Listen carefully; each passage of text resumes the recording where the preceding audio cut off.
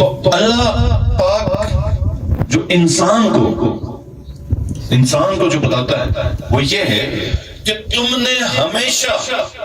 ان لوگوں کے ساتھ دینا ہے اور ان لوگوں کے ساتھ چلنا ہے جو صحیح راستے پر ہے۔ آج جو ہماری خان صاحب کے ساتھ کھڑے ہونے کی بات ہے، یہ یہی جنگ ہے کہ ہمیں فرق واضح ہے کہ کیا صحیح ہے کیا غلط ہے۔ مطلب اتنا بڑا فرق ہے کہ آپ کسی بھی خان صاحب کے ساتھی کو کہیں کہ آپ قسم کھا رہے ہیں کہ خان صاحب کرپٹ نہیں ہے، وہ قسم کھا کے بتائے گا۔ پاکستان میں آپ کو اپوزیشن کے لوگ بھی قسم کھانے کے لیے تیار ہیں کہ نہیں، خان کرپٹ نہیں ہے۔ اور جب کہ نواز شریف اور زرداری کے لیے ان کے بچے قسم کھانے کے لیے تیار نہیں ہیں۔ تو ایسے میں یہ یاد رکھنا، ہم اور آپ کلمہ گو ہیں، ہم نے کلمہ اللہ اور رسول کا پڑھا ہوا، تو ہم خوشی خوشی جاتے تھے۔ اتنے چھوٹے ہوتے تھے وہ ٹوپی بھی ہمیں فٹ نہیں آتی تھی، پہلے سجدے میں ہی ٹوپی نیچے رہ جاتے تھے۔ تو وہاں پر جو مجھے یاد ہے، ہمیں سب سے پچھلی صف میں بٹھایا جاتا کہ یہ چھوٹے بچوں کو آج بھی مسجد میں سب سے پچھلی صف میں بٹھایا جاتا ہے۔ تو جو آخر میں مولوی صاحب کی دعا مجھے آج بھی یاد ہے، ہمیشہ ایک ہی دعا ہوتی تھی کہ یا اللہ ہمیں ایک غیرت مند لیڈر دے،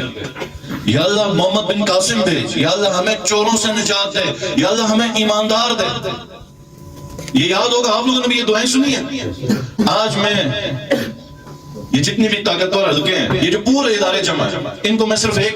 عرض کروں گا کہ یہ دعا رکوا دیں مسجد سے، کیونکہ اب لیڈر ایماندار ہمیں مل گیا، ہم ایماندار لیڈر کو جیل میں ڈال کے چوروں کو لا رہے ہیں،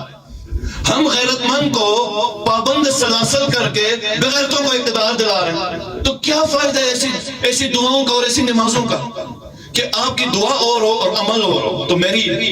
یہ جتنے بھی طاقتور حلقے ہیں، ان سے درخواست ہے کہ آپ یہ دعاؤں کو چینج کر دیں، ہماری کتابوں کو چینج کر دیں، کیونکہ یہ تو ہمارا بنیادی جو مذہب ہے اس کے خلاف ہے، ہمارے عقیدے کے خلاف، ہمارے ایمان کے خلاف۔ تو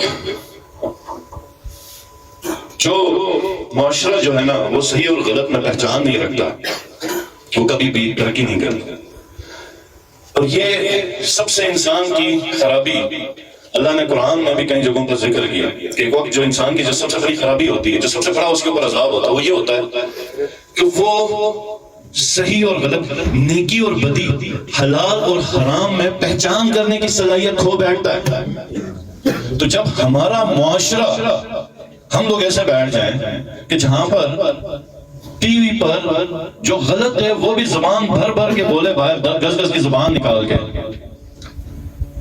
تو وہ بیسیکلی معاشرے کو للکار ہے، یہ ہم سب کو للکار ہے۔ جیسا شنارتھن ساری کاٹ تم تھے نا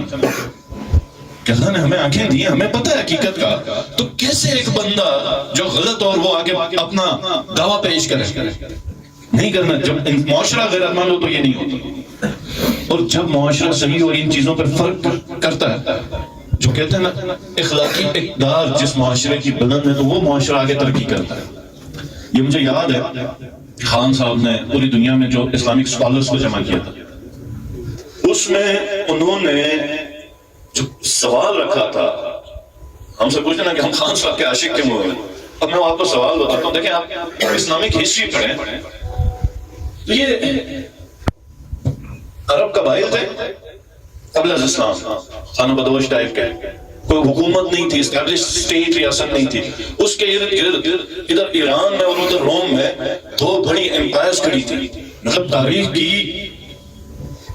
سب سے بڑی آپ سمجھیں کہ سپر پاورز تھی، آج کا امریکہ سمجھتے ہیں، کیونکہ اس وقت کا ڈیفرنس تقریباً اتنا شاید اس سے بھی زیادہ ہوتا۔ اچانک ایک عجیب حیران کن چیز ہو جاتی ہے، اسلام آتا ہے، لوگ مسلمان ہوتے ہیں،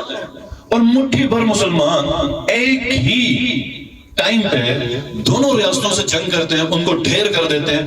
اور میرے خیال میں شاید یورپ سے لے کے پاکستان کے علاقے تک ایک سلطنت قائم ہو جاتی ہے۔ یہ شاید 30-40 سال کا وقت بھی نہ گزرا۔ سوچ سکتے ہیں آپ، اور جس جنگ میں گئے یہاں پہ 20,000 ہوتے ہیں، وہاں پہ 2.5 لاکھ ہوتے ہیں، 20,000 فاتح ہوتے ہیں۔ اب وہ کلمہ تو انہوں نے بھی پڑھا، کلمہ تو آپ نے بھی پڑھا، ہم نے بھی پڑھا،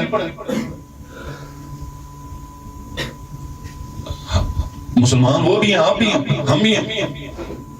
تو فرق کہاں پر؟ خدا اس وقت بھی تھا، آج بھی ہے،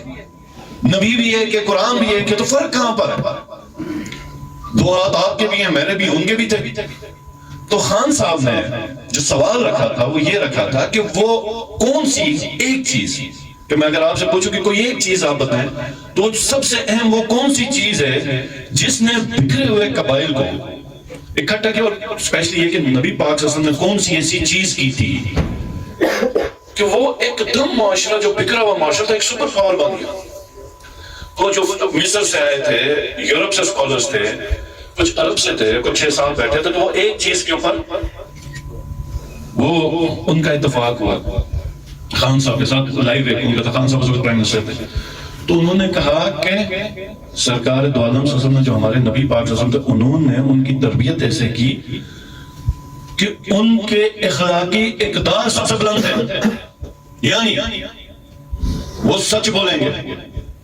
آپ کو پتا ہوگا کہ اس دور میں جو مسلمان ہوگا وہ سچ بولے گا، وہ ظلم نہیں کرے گا، وہ ناانصافی نہیں کرے گا، وہ ملاوٹ نہیں کرے گا۔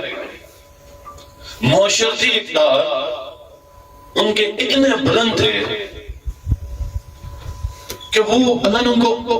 اور وہ پھر آپ کامیاب ہو جاتے، وہ پھر آپ جو دوسرے معاشرے ہوتے ہیں جن میں جھوٹ نہیں ہوتا، جھوٹ ہوتا ہے، جس میں ملاوٹ ہوتی ہے، جس میں ظلم ہوتا ہے، جس میں ناانصافی ہوتی ہے، جس میں حق اور غلط کی تفریق نہیں ہوتی ہے، وہ معاشرے ختم ہوتے ہیں، اور وہ معاشرہ جس میں انصاف ہوتا ہے، سچ ہوتا ہے، وہ معاشرہ پھیلتا ہے۔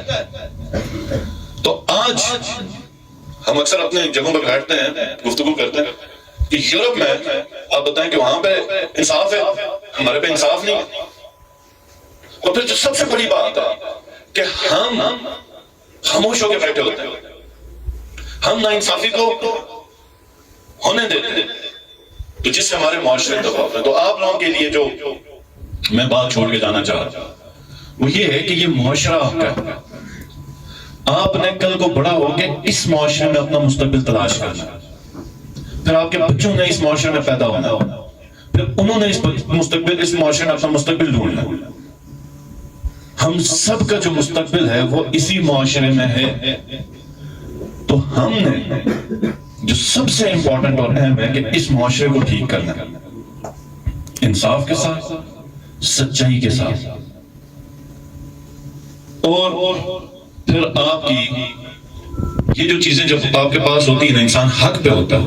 اور سچ بولتا ہے اور انصاف کرتا ہے، تو وہ دلیر بھی ہوتا ہے، بہادر بھی ہوتا ہے۔ یہ یاد رکھیں کہ ظالم اور جھوٹا کبھی بھی بہادر نہیں ہو سکتا،